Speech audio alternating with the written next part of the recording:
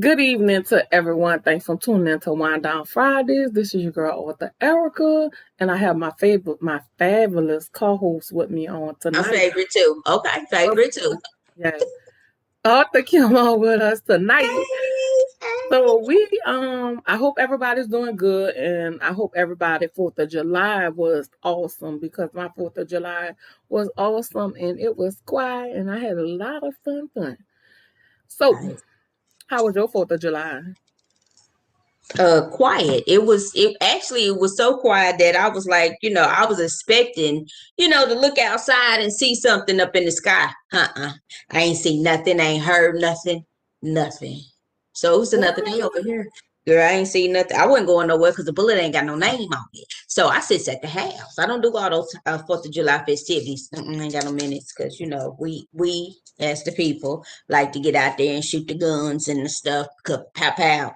Because you shoot up, it's gonna come down, and I ain't got time for it to hit me. Even though it can come through the house, but still, I'd rather be in my house. That part, than outside. Okay, I like 4th of July. I like to go to the festivals, but it was kind of different this year again.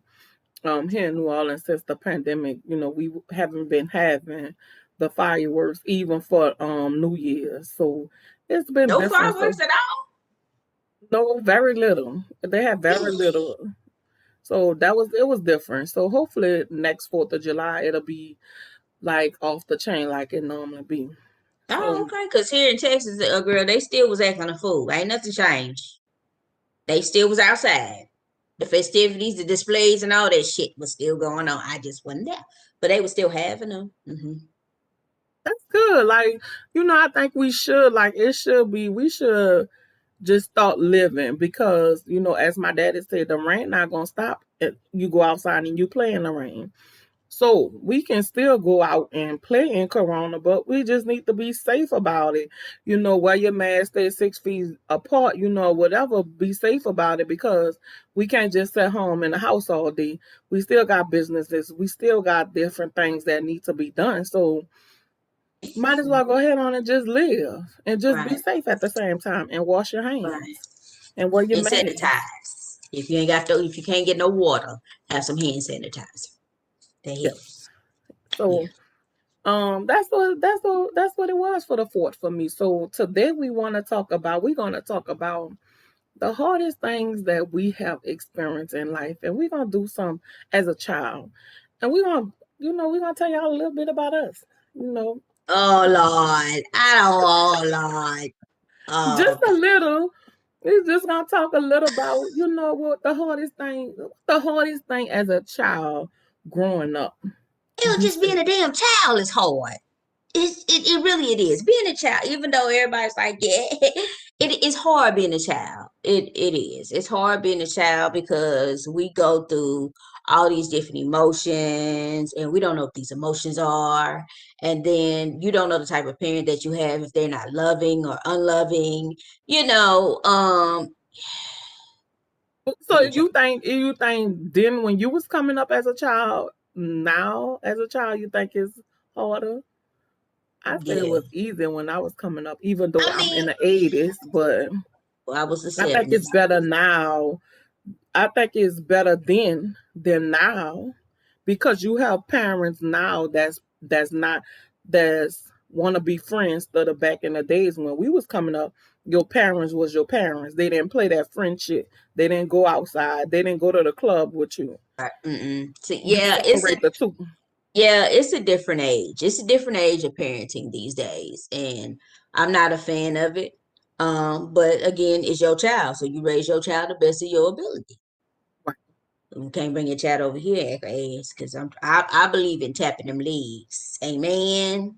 I ain't say Amen. beat a child. I believe in. I told you to get over here and sit down. That's what you're gonna do. But I believe in the ass whooping. Okay. Like it's just it is what it is. You're gonna get your Yeah, ass right. whooped. And Okay. then at the Come on. same time, when I bust your ass, I might take you out and we go get some ice cream or something. Right. Right. Right. So, and nowadays, they don't believe in fucking whoopings. Like what the hell? Well, now I think it's more or less you can't whoop now because now you have to think about it. Really, they're teaching kids in school what child abuse is. I remember, my kids coming home saying you can't do this and you can't do that because if you do this and if you do that, then we can go tell. I mean, if you gonna do that, because when I tell you when you act a fool, yeah, I got your ass, man. That your ass is mine. Okay, so Exactly. go ahead. Okay. I remember my auntie, my cousin, my auntie Vicky, took care of us. And I had a little cousin, Edward, and Edward was cutting up in school. And my auntie Mm-hmm. Vicky was like, I'm gonna come to the school, but you're not gonna know. And my cousin stuttered so bad. So he was like, Oh, Vicky said, oh, motherfucker, you can stutter all you want. But if I come in that school and she come to oh, pick, she had carried to pick me up. And oh, she was like, "Come on, let's go down the hallway and let me go see what he doing, baby. He on top of the he's standing on top no. of the tent, acting a fool in class." And the teacher let my auntie in that classroom, and my auntie told the teacher, "Shh, don't say nothing, baby. He on the table, cut." He was cutting up in there. I mean, on top of the table, having a ball. Baby, my What? auntie took that belt out of her pocket and caught him, and he went. And she, what did she? All of the children just stopped in the class. They were scared. My Hmm. auntie tore his ass up in that class in front of children. Yeah. Don't play You with used me. to get those kind of whippings like your mama Yeah. come there any day and tear your Yeah. behind up in the class. Yeah. Yeah. And back in the days, the teachers used to call your mama and tell your mama you cutting up. Yeah. Cause baby, I had a thing I always used to talk back. And guess what? The lady called my mama, Marie, and don't call on the Monday, Wednesday, or Friday. Cause Marie is on her way to fucking bingo. So if you didn't interrupt that process, Hey, it's yes, over for your you. ass is mine. Your Yep. life Your is ass. Yeah. You might not so want to come it's home after school. You might not want to. or Hmm. she come to the school because she had to catch the bus right by the school. So if she had to come to the school and you stopping her from getting that bus, that means she gonna be late for bingo, and it's over. Mm, mm, mm, So mm, it's mm. not like that. Back in the days, you used to the teacher could discipline you. Now these That kids was they talk. 1960s and 70s, I believe. I never was in that era of where a teacher could beat me. Because my mama said I wish a motherfucker would. Yeah, and she meant that you're not gonna. I mean, she told me stories that they used to get beat in school, Hmm. and if you act a fool, the teacher at school beat you, the principal at school beat you, the neighbor heard about it, they beat you. You didn't got beat 4 or 5 times before your family, your mom and your daddy beat you. I know I'm my just like, mama that's said a that whole lot of ass whoopings. That's just see, exactly. that's overboard. But yeah, I was that parent. I wish a motherfucker would lay your hands on my child because mm-mm, that's my job. That's not your job. If he's doing something, if he's acting a fool, then you call me. Oh, Now, but when I came up there, it's the side eye for me because you already knew. now we had a teacher, Miss Dunn. Miss Dunn was the older lady, and let me tell you, all of the parents told Miss Dunn, "You see him do something, you better whoop him. Don't call me." Because Miss Dunn was this grandma. She treated us like everybody that if you was in Miss Dunn class, you was Mm-hmm. treated like her grandchild. Like Oh, she okay. took care of you. It was like the parents trust her more than any like every parent whose Mm-hmm. child was in Miss Dunn class, don't call Mm-hmm. me. They cut up, you don't call me. Mm-hmm. So Miss Dunn was basically like she was like that grandma that she gonna whoop you, but guess what? She always got something nice for you. Mm-hmm. She took Mm-hmm. care, like when I say took care of everybody, Miss Dunn was I think Miss Dunn was my fifth grade teacher. Miss Dunn was my fifth grade teacher. And she was like really nice. Like everybody depending on I think everybody depended on Miss Dunn and even like confide into her. Like she was that Oh, okay. teacher that you can go to and talk to like one of the little girls. She was having problems at home, and Miss Dunn was the type, you tell me, and if it's something that I don't like, I'm gonna call Mm-hmm. your mammy and I'm gonna tell her about it. Cause if it's Thank you something for if you me. getting hurt, oh yeah, Miss Dunn in place. She say your mammy. Oh, yeah, she was old school because we didn't mammy. Uh, that's a slave. We not doing She was that. one of those teachers, like, if the kids they had something to talk about, she was that teacher that you can go to and have that conversation. Now it might be, you might get a crazy answer, but she gonna be there to listen to you. She was that teacher you can Right, always rely on. I had right. another teacher, Miss Weber, was my fourth grade teacher. She was just like Miss Dunn. She treated you like her child. Like she, you can go to her and talk to her. She was the one that told my mama. She helped my mama to that I couldn't read. Mm-hmm. That's how my mama found out when I was in the fourth grade. That I couldn't read. She was like, "Let me tell you about girlfriend. See that memory girlfriend got? It's off the chain. It's Mm-hmm. that memory is good, but girlfriend not reading." And my mama was like, "What you mean?" She said, the little books that they used to make in school and give you, and the teacher Mm-hmm. would read it. So what she would do reading in class, and I had the thing of sitting to the front, and I was always a listener. I listened. And I remember everything. I remember everything. I retain everything like a sponge. So when she Mm-hmm. would send me home with the book, my mama would make me read it, but I'd be reading it, but I had already heard the teacher read it, so that's how I was able to read it. Mm-hmm. So she told my mama, she gave my mama the book. She said, I read this book in class, so you make her read from the back. Mm-hmm. Let her read from the back and listen. So my mama said, what? She said, so she gave my mama the book. So we was at home and she told me to read from the back. So my mama was looking and looking at the words, and my mom was like, she just kept looking, but she never she never Said said nothing. anything? No, Mm-hmm. she just kept looking, and then she'll make me read from the front. So now she done confused the shit out of me. Mm-hmm. So when I got back to school the next day, she told Miss Weber, my baby can't read. She said, girlfriend got a good memory, but she Mm-hmm. can't read. That's why I told you to read from the back, because she remember everything from front to back, but not back to front. Mm-hmm. So she was the one that helped my mama to that I couldn't read because my mama didn't know. Mm-hmm. So once Miss Weber had showed my mama, they had this Title I program that I used to go to, and a tutor in the program you sit down, a tutor help you. And it was that I think it was more that not that I couldn't read, as it was that I couldn't comprehend what I was reading. And so in the Title I program, it would help me read, comprehend everything. I did that all the way up until the sixth grade. And when I got in the seventh grade in high school, I had a tutor. Mm-hmm. And I went 7, 8, 9, 10. I don't know. I think 11, 12th grade is really when the damn reading shit clicked for me.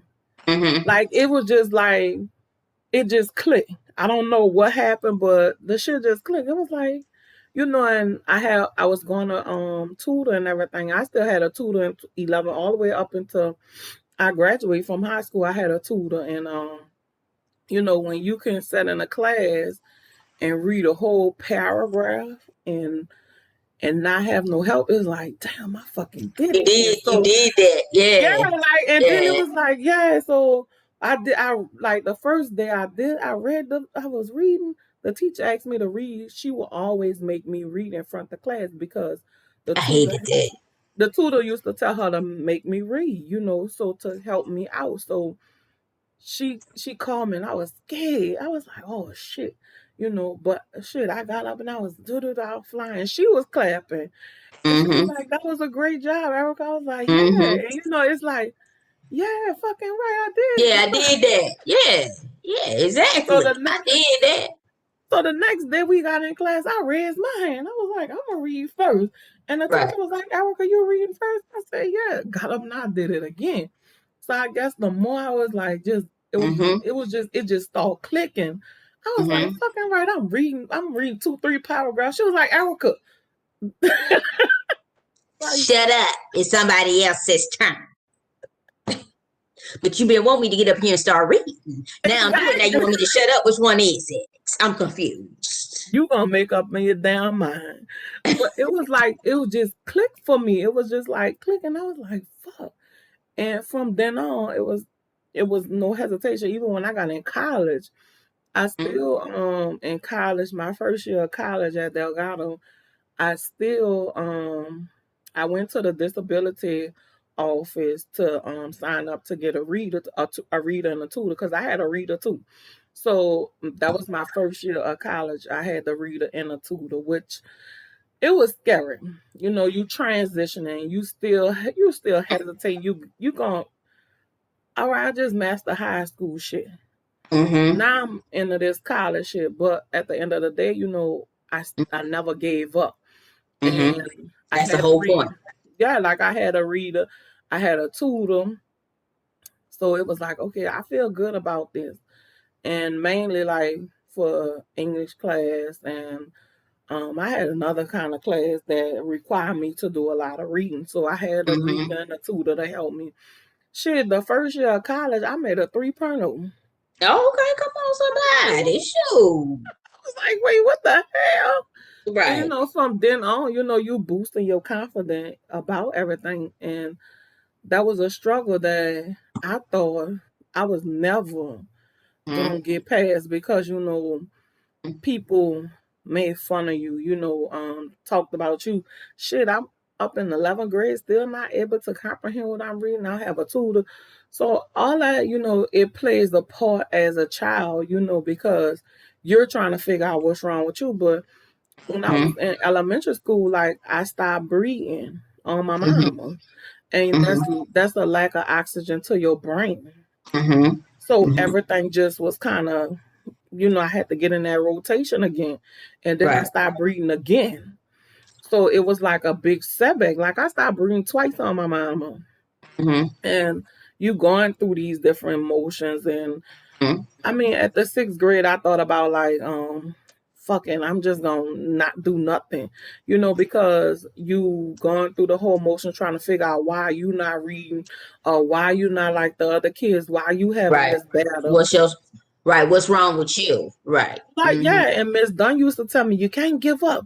Pick that book Mm-hmm. up. And I would pitch the book across the class, and she was like, you gonna go get that book and you gonna read that book. And Oh, if you like, she was that person that always like, I used to always have fists, like, reading in class, and people helping you, and it's like, fuck. And I will pitch the book, and she said, you gonna go get that book. You better yet, you can't go outside. And right. she said, I know you like to go outside for a break time, like, but it was frustrating Mm-hmm. because you trying to figure out why you dealing with these things that you dealing with this Mm-hmm. shortcoming you have, and everybody else just flying through shit. But I had my little Mm-hmm. moments as far as like social studies, science, and shit like that. Um, even graduating, it was like I did volunteer work with the Red Cross, which was good because it took a lot down. And I did things to help, motivate myself. Like I was Mm-hmm. learning things, but it was also help motivating me, knowing Mm-hmm. the shortcoming that I had going on. And a lot of Mm-hmm. people didn't even much know, like, I was going through school. A lot of people didn't even much know I couldn't read. Like they knew I was going to tutor, but they just thought extra help. Extra Didn't help. Yeah. know, right, didn't know what it was and why I was going. But it was like even dating, like my own boyfriend didn't even know I couldn't read. Mm-hmm. Like that was something that I just didn't talk about it, because it didn't matter, Mm-hmm. because we was out of school, like we ain't got to talk about that no more, so Right. that was like my biggest shortcoming, as far as growing up, not being able to read. And then even when I got in college, I had an incident to where I had my cycle came down a whole month. And it's hot here in New Orleans. It was hot that summer. And like my mouth, but I noticed that my eyes, like the red part in your eyeball, I didn't have that because my cycle was just it was just coming, it was just down. Like I'm like, damn. And it's all that's already, auntie already aggravating, so I'm like, Girl. I went a whole month with it. And I went to the doctor and they did blood work. My blood count was so low to I had an evening appointment, and in the evening the labs closed at 4, 5 o'clock. So I couldn't do Mm-hmm. blood work till that next day. So that morning I got up and went to the doctor like I'm so weak. I was walking, I was weak, just going through the motions. So they did the blood work and I made it back home. I was home on a bed on a sofa because my mom was in the kitchen cooking and my dad was at work. And the phone rung and all I could hear my mama screaming. And she was like, Erica, Erica. And I'm like, why is you doing all that hollering? You all right? You still alive? I was like, what the hell are Oh you Lord. talking about? Right, right, ain't dead. So Right. she was like, this the hospital. They sending an ambulance for you. For what? Like, what's wrong? And she was like, no, I'm gonna have my son. So my brother walked in the door and Mm-hmm. my mama hung up with the doctor and she was like, come on, we gotta, get your sister to the hospital because they said she gonna die. And he holler, what the hell you doing? And if you know him, he ignorant. So Cause that's a little dramatic. yeah, and he was just looking, he was like, come on, Fat, come on, because that's what he called Fat. He was like, come on. So shit, when we got to the emergency room, the doctor was sitting in the waiting room. It was just that bad. Like the doctor was sitting in the waiting room for me. The doctor and the nurse. So when I did walk through the waiting room, they was like, okay, you Erica Roberts? I was like, yeah. Like my lips was white.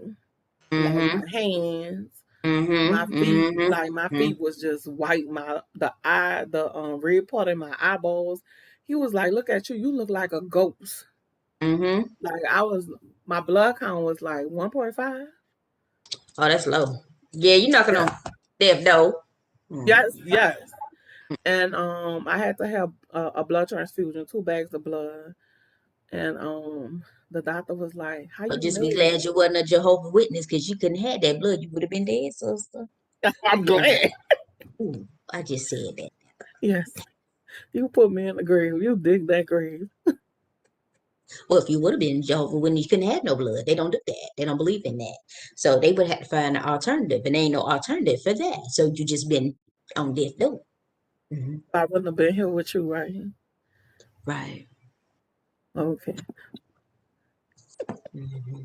So, going through that process. So it's just it was a battle. Like, you go through these battles in life and I had to have 2 bags of blood and Hmm. you just laying there like, damn, you know, you laying there and I'm laying there because my mama couldn't stay with me in the hospital because her damn feet was swollen. So the doctor asked her, she told the doctor, I'm gonna stay with my baby. The doctor said, you got a choice. You either go home or you're gonna lay in the next bed from your baby. Cause her pressure was high and her feet were swollen. So the doctor was like, she looked at me, she said, I'm going home. Right. Love you. Gotta go. Cause they ain't gonna keep me my ass up in here. What you ain't about to do. That thing said, I don't need both of us up here. Mm-mm. I'm gonna go home and sit down. And my brother, his ass operating on the people machine. Mm-mm. Mm-mm. Mr. Fixing girl. But it just was a journey and that's part of my life. Like, and you sat down and laying in the hospital, you thinking like, damn, again. Like Mm-hmm. I was almost checking out again. And this Mm-hmm. was in my 20s. I started breathing. The first time I started breathing, I was 6 months old. Then the Mm-hmm. next time I started breathing, I was 4 years old. And then now, I don't, I was like, what's going on here? And you really not thinking, but at the same time, you thinking God, but you really not really registering what's going on with you in Mm-hmm. life. And as life goes on, for me, it's it was good. You know, I was going to school, working. My mom and my dad was still taking care of me. I really like I ain't do shit. My mom and Mhm. my dad took care of me, and until 2010 is when my dad passed away, and it took a turn because you go from having no responsibilities. When I say I had no responsibilities, none. My only responsibility was to get up and go to work and school, and that was it. And I went from having no responsibilities in 24 hours to having every responsibility in the world. Mhm. And I never forget January 25th, 2010, because that changed my life in a major way. And you know that it it opened my eyes, Mhm. and I really had to put them big girl drawers on because Mhm. I had the Mhm. responsibility of my mom, you know. And even though, yeah, I have a brother that was 13 years older than me, but my brother was incarcerated. So that transition, like, it was hard. Like, when I say hard, the first year, it was fucking detrimental for me because, like, it was just so much, like, so much responsibility, so much everything is all on you. And it's Mhm. like, you know, you sitting there like, what the hell? Like, work became demanding, you know, home. I had to figure it all out. You know, Mhm. I was in a relationship, and I had to put that relationship on the back burner. And I say to this day that I'm so thankful to have somebody like him to understand, because any other guy would have been like, you don't just throw no relationship on hold like that. And I mean, literally, I was like, look, we can't be together because I got to take care of my mama. And Mhm. he was like, we can do this together. Like, I'm here with you. And that kind of made me feel like, okay, then cool. But my mama health, Lord, when my Mhm. dad died, that year after, it was like my mama was going in and out the hospital. Like, you know, her health become this thing. And it was one incident I never forget. Like, my mama couldn't breathe, and you know, I'm sitting in the back hallway of my house crying because it's like, damn, what I did, and I'm Mhm. about to lose my mama, you know, because that's just how bad she was. And you just trying to take it all in, and it's like, you have these moments to where you have breaking points. And I had got to the breaking point to where it's like you mad at the world because you trying to figure out, hell, I'm fighting. I've been fighting since I've been on this earth. You know, I'm Mhm. still fighting this fight. You know, you going through and you just angry at the fucking world. And then me and my mama didn't, not to say me and my mama didn't talk a lot, but it was more me and my daddy, because me and my daddy was like two peas in a pot. In the So pot. we did a lot together. So it was like having that relationship. Me and my mom had to create that because we didn't do shit together. Me and my daddy did a lot together. And it was hard because she didn't understand me, and I wasn't listening because I had to take on that responsibility. That means I'm bossy as fuck. Mhm. Like, I gotta do this because my auntie was like, Erica, you could do it. But all the while you sitting down like, this a lot. I can't do this shit. Mhm. And you know, you just going through the motions. And I made 28 years old. I go for a checkup. My fucking sugar 500. I That was ain't good. diagnosed. I was diagnosed as a diabetic. I was like, I know you lying. Like, he started insulin and medicine right away. I was Mhm. at the age of, I want to say I was 27. I was 425 pounds. I was 425 pounds. And the doctor was like, you got to get this weight off. And I have always been a child that was heavy set because with asthma, you got to take steroids. So, but it was just the weight was there. And I'm like, damn, how I'm gonna get this weight off of me? Mm-hmm. But I put the work in, and like in the first year I lost 100. Okay. Everything, yeah, like everything started coming together. Like I was feeling better, and I think shit when I did lose weight, like my knees and shit hurted, and my knees and shit didn't hurt when I was so heavy. I'm like, damn, hold on, Right. It's going backwards. This is not how yeah, it's supposed to like go. what's going on right Right. here? Right. Right. you know. So it's been a journey for me, Mm-hmm. as this person that um people look at me because I said, and it's not to say I'm glad my daddy gone and I'm glad that my daddy dead. It's not to say that.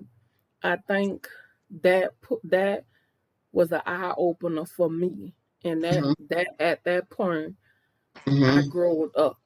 Mm-hmm. Mm-hmm. I became this person that I never seen because I wasn't worrying about certain things. I didn't have the responsibilities.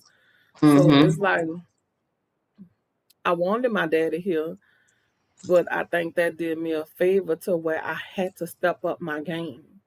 And stepping up your game and being responsible as a person and finding Mm-hmm. out my niche, because I didn't Mm-hmm. know what the hell I was gonna do, so it it made me grow up. It made me become this person that I love. I love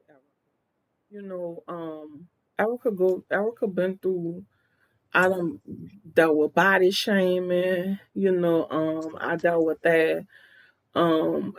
I dealt with insecure. People would never believe that, but I dealt with insecure. Like I seen the therapist because going through the loss of my daddy, it was just much for me, and especially because me and my mom wasn't able to communicate. So it was a lot. So going to therapy really helped me.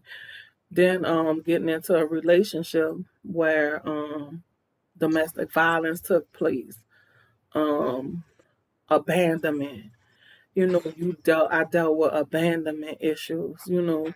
I went back to therapy. And nothing wrong with therapy at all. At all. But Mm-hmm. you start to feel like, what's wrong with me? And as women, we deal with that. We Mm-hmm. ask those questions, what's wrong with us?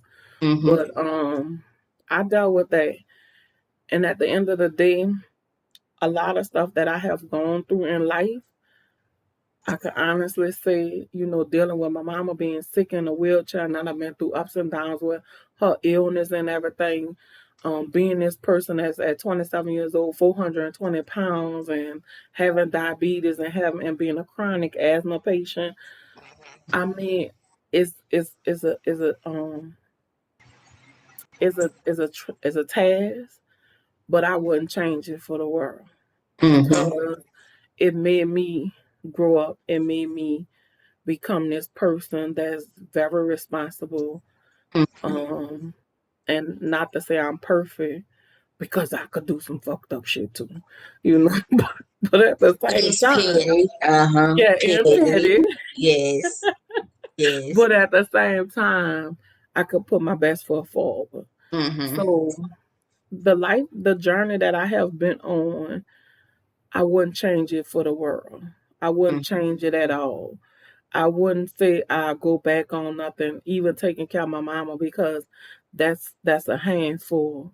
But I Mm-hmm. wouldn't change none of it for the world because it made me this better person to be a little bit more understanding.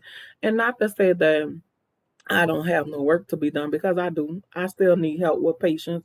I struggle sometimes, and I struggle with sometimes feeling insecure. I struggle sometimes feeling like I'm not enough. Mm-hmm. But you get through it when you have a support system. So I went through a lot. And the moral of the story is because I went through those things, guess what? I wouldn't change it. And it's it taught me to never give up. Like I don't give up. I get frustrated. I Mm-hmm. cry, but I'm not Mm-hmm. gonna give up. Mm-hmm. That's the things that I went through as a child. You know, it's been good. I wouldn't change it. Hell no, I wouldn't change it. I wouldn't even change some of the people I have met. Even dating. Like I wouldn't change none of them clowns. You Cause must be a every good person, cause ain't no cause way. every circus need clowns. Facts. That that is true. That is true. That is true. Period.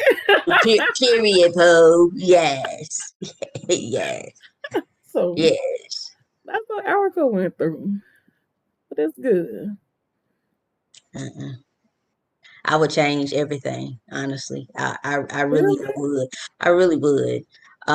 Because I mean, even though people say, um, being, molested or being raped, that, it made them a stronger individual. I don't see it. For me, I don't see it. And I mean, I was raped at 16, by somebody that I knew. And I felt like it was my fault because I let him in my house. I snuck him in my house. I snuck him in my house, and my parents was upstairs. And if you had the father that I had, ooh, y'all both be dead. So you just don't say nothing. So you just kind of just go on with it. And being you don't tell nobody. You don't say nothing to nobody because honestly you feel like it's your fault because I allowed him in the house. We it was all me. So I took the brunt of that. And then I can't remember when, but then discovering that I haven't had a period probably about a month, if not two. I don't remember. And then me having to wait until my father is gone for me to go lay in the bed with my mother to tell my mother that I think I might be pregnant. And of course, that's why it's so evident that we need to talk to teens because I know the struggle because I've been through that struggle. Um, I mean, even though, we scared and I thought she was gonna cuss me out, but she didn't. We laid there, we had a little bit of a conversation, and nothing else was said about it. Next thing you know, her and my auntie is taking me to an abortion clinic, but I had no idea that I was going to an abortion clinic. Again, I didn't have no say because, I don't know nothing. I'm 16. So, you go in here and it is a traumatic experience. It is. I can't say that it's not, it is. You go in here and, you know, it's supposed to be a whole bunch of privacy. You got people outside boycotting because they don't believe in abortion, and you go in here and and you hear the heartbeat of your child, and it's like, can I run out of here and say I'm gonna keep this baby even though it's a rape baby, even though I know him, but he was not, we wasn't like together, boyfriend and girlfriend, none of that. Like, he had a crush on me, I low-key had a crush on him, but not to that extent. um but I went on ahead and went through it, and he botched it. So I want to say I was like 17 when my primary doctor, or was it OBGYN then? I don't know. Told me that I couldn't have kids. Wow. So when they tell you that, all because, and of course, everything you blame it on yourself because it was me who allowed him in. It was me, all this happened. And and a little backstory with that, like, after I did see him afterwards because we went to school together, and I wasn't shit, and it was evident that I wasn't shit because I think I was a junior. No, was I a freshman, sophomore? I don't remember. But he was at least a couple of grades older than me, so he walking around like it ain't shit. So, and then that makes you insecure. So I wasn't nothing to you. But at the end of the day, I didn't give it to you. You took it from me. Right. So, when I was, so yeah, that's pretty much, with that. I mean, I had my first child. I graduated. My birthday's in December. My birthday's in December, and I was one of those I had to wait a year because I wasn't 4 or 5 whenever the due date was. Yeah. That wasn't me. So I was always older than everybody else. But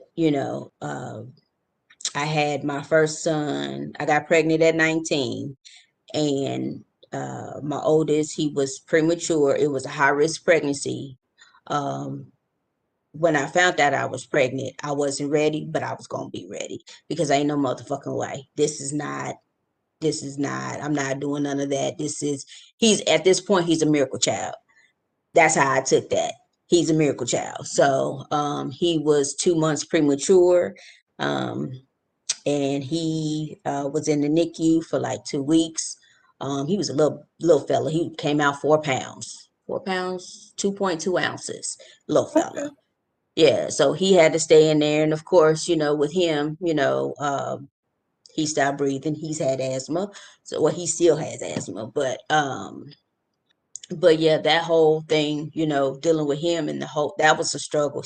Honestly, still a struggle. He's 26 and we still struggling, but and then I had my second one at 22, and he was a month early. And I was in labor, like I didn't even know that I was pregnant with my second child.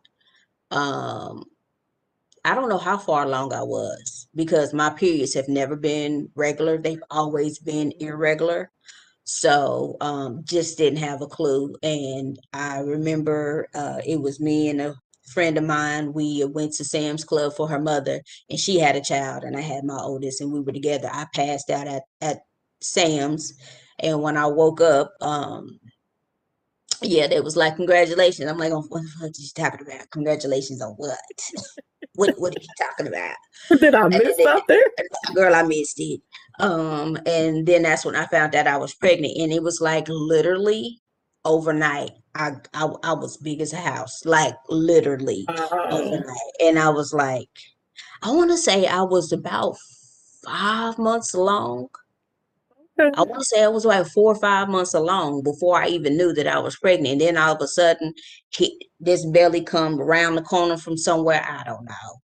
And then he was like I couldn't work, I couldn't do nothing because I felt like I was in labor. It like the second miracle baby, because I had him a month before. So I had him a month. Yeah, he was a month early, but he was able to go home. But he was breached.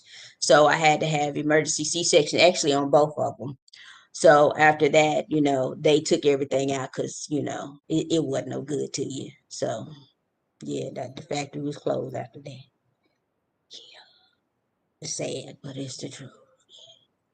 But they still they 26 and 24 now. So they grown. I'm not a grandmama yet. I just asked to wait till I'm 40. Just because everybody I know was having grandchildren at 36, 38. Just give me till I'm 40. Well, I'm beyond that now. So, whenever y'all ready, but I'm not ready. But whenever y'all ready, yeah. But that's my life in a nutshell. So yeah. Therapy, even though my therapist told me that she can't help me, but I'm just saying, therapy, we need therapy. Yeah. Yeah, I I need think it. it's important. I think, even though in the black community you still have Yes, people talk about, or you could yes, talk to your friend, or you could talk to the preacher, you could talk to this one. But I feel like talking to somebody professional yes, that's non-biased in the whole situation, and yes. it's only you talking and working through your problems. But at Mm-hmm, the same time, I find out, order for to make it work, you have to be truthful. You mm-hmm, have to be honest and living in mm-hmm, your truth about it. mm-hmm, mm-hmm. So it kind of helped me because, like, abandonment, I don't think, um, I really dealt with abandonment issues. Maybe Mm-hmm. because I kind of nipped it in the bud, but I do at times feel like and I'm only gonna be honest. Mm-hmm. At times I just feel like I'm not worth the love. Like you go through these relationships and you feel like, well, you know, and not only you question like, you Mm-hmm. know, why me? Mm-hmm. Why me? Mm-hmm. Why I don't feel the love or why I don't get the love that I put out. You know, what's wrong with me? That's the question that us girls ask ourselves too. What's wrong with us? And I'm starting to learn that there's nothing wrong with you. It's the person. Yeah. But Because see, we if don't know other that though. We take no, all we that in. don't. We take all that in, like, okay, what do I need to do to fix so you can love me because I feel like you the one for me. So what can I do Mhm. to fix to make everything perfect? And it still don't matter because at the end of the motherfucking day, the nigga gonna do what the fuck you want to do anyway. But you still have other people that's around you that love you and show Mm-hmm. you that they love you. So it's Mm-hmm. not really you, it's their asses, Mm-hmm. because other people still love me, other people still treat me with But respect. it's a Other different people, type of love, though. See, I yeah, get that. But then what in our mind is, yeah, I know y'all love me, family, friends. I know y'all love me. But it ain't the same type of motherfucking love that he give me. Because he be doing some things or she be doing some things that y'all can't do. That's the love I'm exactly. talking about. And I need that love over there. Now, y'all, I know y'all love me. I know I can depend on y'all. But this over here, whew, Father, over here. Mm-hmm. Right. So those are things that you question yourself about. Mm-hmm. But as you grow and you learn to love yourself, that's why it's Mm-hmm. important that us as women we take the time to take care of ourselves, love ourselves more, say Mm-hmm. our affirmations and put it out there in the atmosphere. I am enough, I'm beautiful, I'm Mm-hmm. amazing, I'm smart, say those Mm-hmm. things to yourself because you Mm-hmm. encourage yourself. And not only that, you teaching others how to love you Mm-hmm. and not you just accepting that old bullshit as love that they Mm-hmm. give out sometimes. Mm-hmm. So Mm-hmm. that's us in a nutshell, y'all. No, Like no, no, these are the shell. things, and we been authentic. Like we ain't rehearse none of this shit because we don't, because we can't. Uh, you know. So We don't. Ooh, this is excuse me. our life. You take it. Sorry, there's itch. Sorry.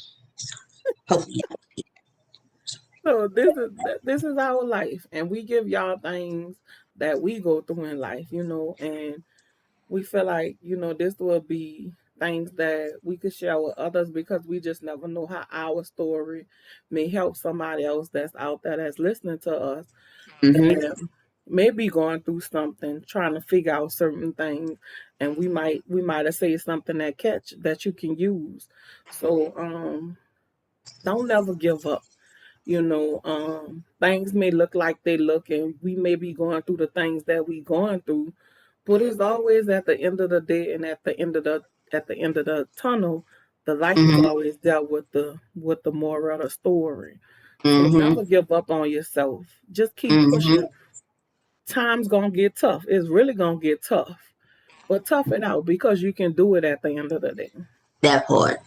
You can do it. We can do it. And if you need some help, call us, text us, email us, Snapchat, Twitter, Instagram, all that stuff. Yeah.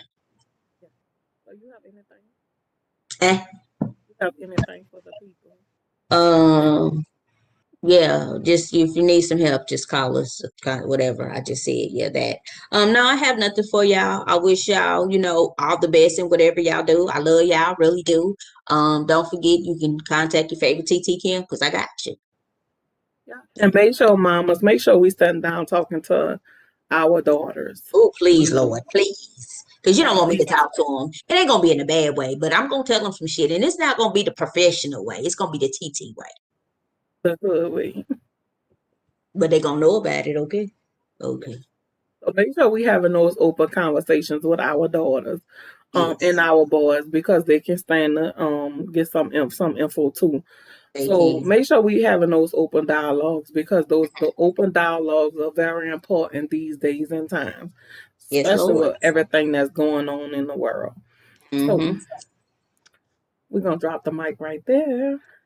And we Yep. want to thank y'all for tuning in to Wind Down Fridays with Give a Sister a Hug.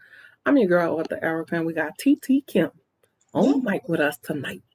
So know that you are amazing and Yes. just do your best and never give up on yourself. Because if you give up on yourself, guess what?